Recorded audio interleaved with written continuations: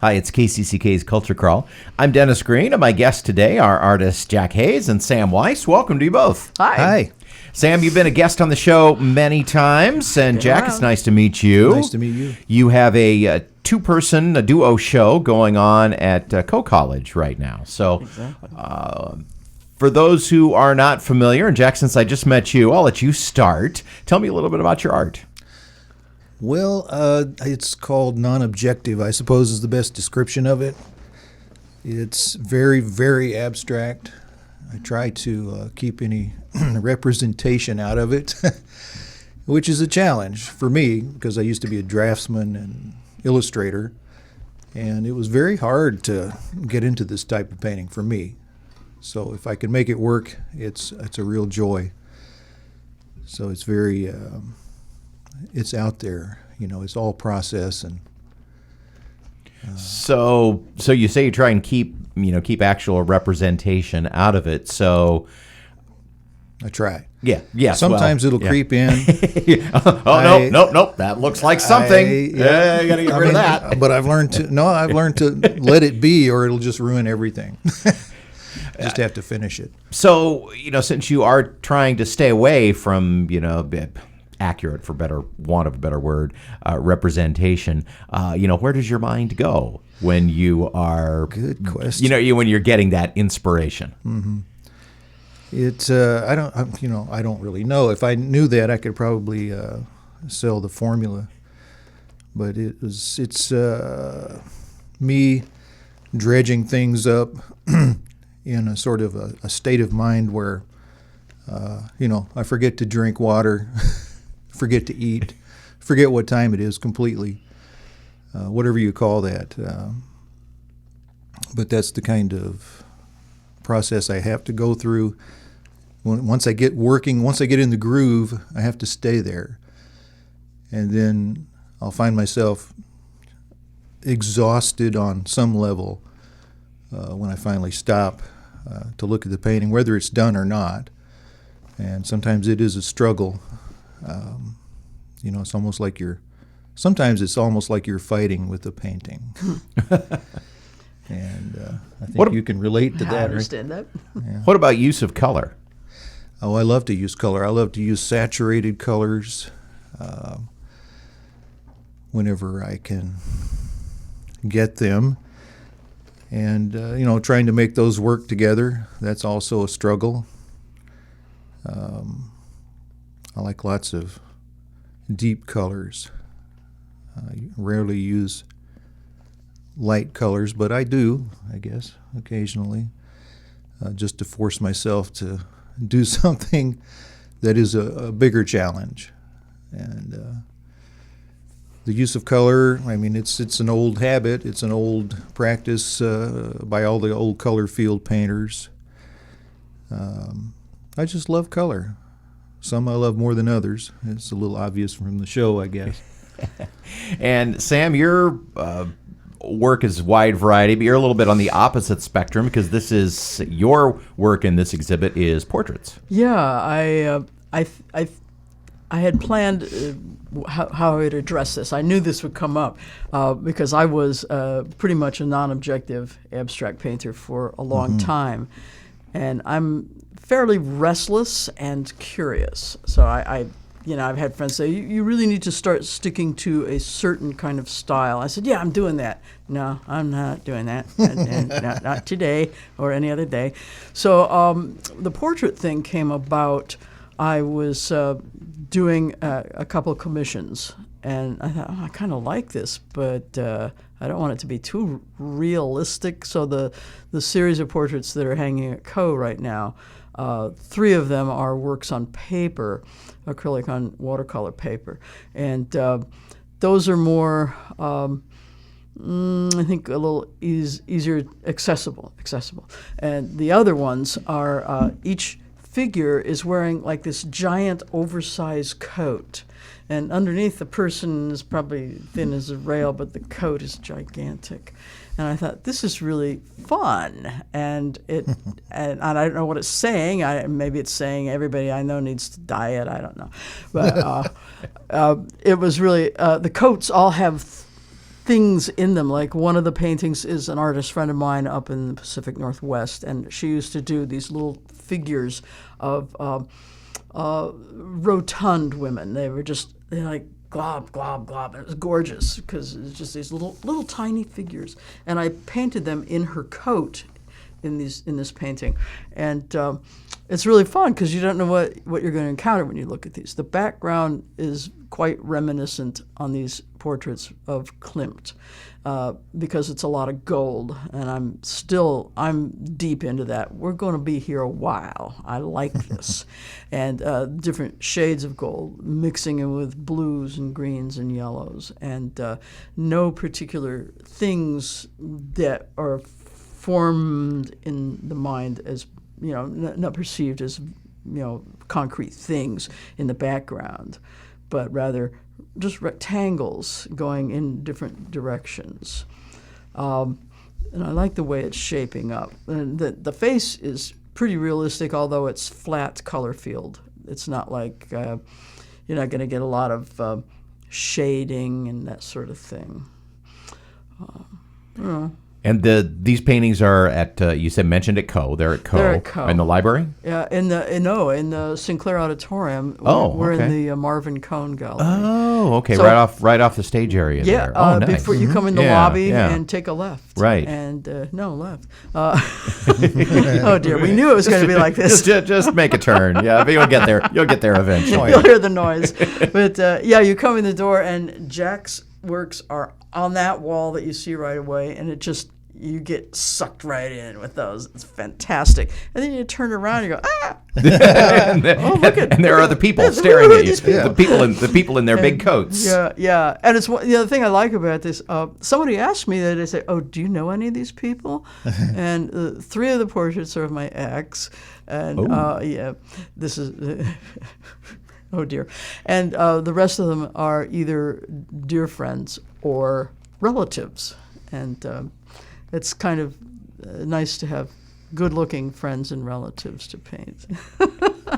And you also have some paintings up in the PCI building. Yeah, this is really weird for me. Jack and I, we worked on getting this duo show. We've had this contracted since last summer. Yeah.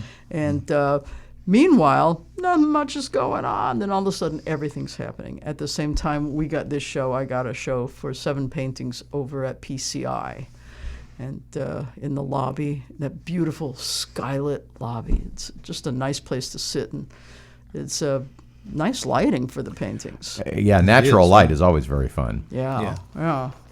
They're beautiful. Yeah, and I like it there because most of the people coming through there are either not feeling real good or they're with someone who's having something going on. It gives the mind a place to go, and I've heard from some of the staff members that they really like them. So that's important because they got to look at them till April. Jack, what is next for you after this exhibit closes? I'm just trying to get back on my feet after COVID. I was in a gallery. We were both in the Pixviz gallery, right? Yeah. With Zini. And this was a relatively new gallery in Cedar Rapids. And we were both there because it was so edgy and upcoming and vibrant. Yeah. And we were doing really well. And then when COVID hit, the place was actually too small to have receptions safely. So it didn't take long for her to, just have to close her doors permanently, which everybody mourned because that was becoming a lot of fun. Yeah.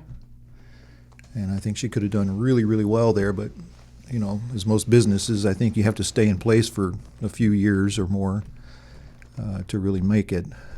So there's that. So I don't know really what's next. I just have to keep painting. I really don't have much choice. It's a sort of a psychological necessity, if you will. So we'll try for some more shows. I don't know where. Well, it doesn't matter. This duo show is going pretty nicely. I know you had a lot of people come to your opening reception a couple of weeks ago. 100 people came. Yeah. And Jack, you were over there yesterday. I was there yesterday, a Sunday, and 8 people showed up. just for, they're only open for a couple of hours each day, 4 to 6 every day. And it was good to see those people.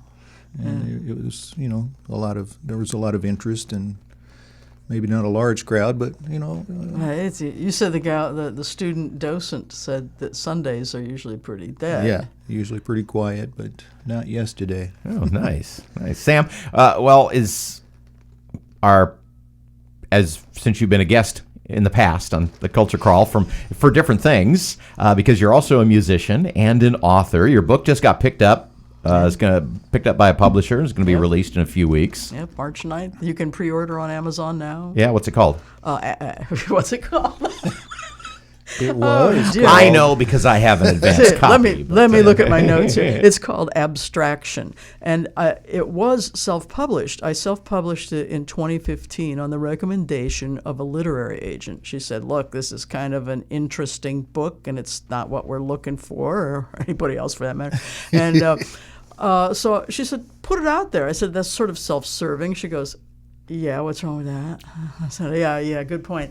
So I put it out and sold a few books, but I don't have the mentality to be a promoter and do all the make the connections and stuff. So it's kind of a funny way it got connected to a woman who used to manage my rock band in Seattle in 1986, that era there, and she moved to LA, got married, and she and her husband moved to Jerusalem about 3 years ago. And she's the kind of gal, she knows everybody.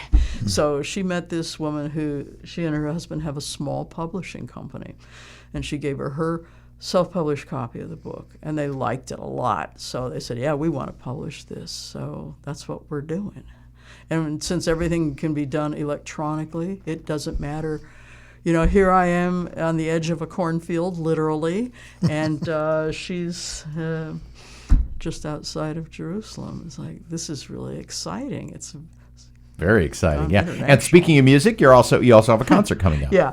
On the 15th, which is Wednesday, the day after Valentine's Day. So if you screw up Valentine's Day, you still have another shot at doing something nice. And it's at one of my favorite venues, the Heritage Hall, which is upstairs of the Lisbon Public Library. And there's an elevator, so you have no excuse if you've got issues with stairs. And it starts 7 o'clock. It's short, hour or so, and it's free. You can't beat that. Parking everywhere, it's a nice, and the venue is so beautiful. It's got gorgeous, huge chandelier above the stage. And I was like, oh my God, this is really nice. And the acoustics are good. Very good. The Jack Hayes and Sam Weis exhibit at Coe College is up in the Sinclair Auditorium Gallery until March 9th, and your paintings in the PCI up until April? I think the 8th is April-ish? Yeah, sometime in April, early. Yeah. Or come and hear Sam and her music on the 15th, or buy her book, or do all three. Yeah. We'll just get it all. Get it all I'm going. exhausted. Yeah. So, if people want to find out more about any of these activities, where can they find you on social media? Facebook. So far, I haven't been in Facebook jail, but almost hit it a couple times. But generally, I'm on Facebook. That's where you'll find me. I had a website. We'll be having a new website for the book. That'll be pretty specific.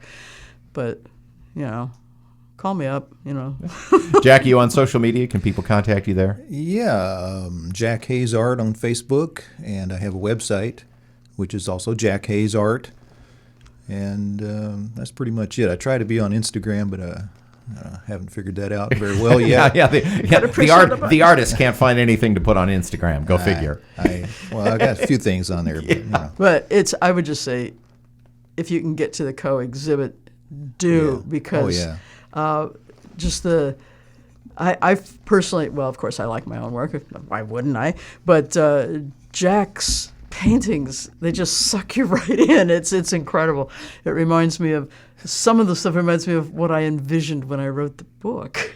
Oh. So it's like, Oh, this is interesting. Your book is wonderful, by the way. Oh, thank I've you got very one much. of the early copies. Wait, we're hurting our arms, patting each other on the back. It's okay. It's okay. Well, good luck with the remainder of the run Thank of your exhibits and all the other activities, too. And thanks for being here, and stop in and check in with us again Well, if you have thanks. something else going on. Thanks for having us on, my favorite radio station. Well, see, now look at us all patting each other on the back. Yes. Oh, ow. yeah.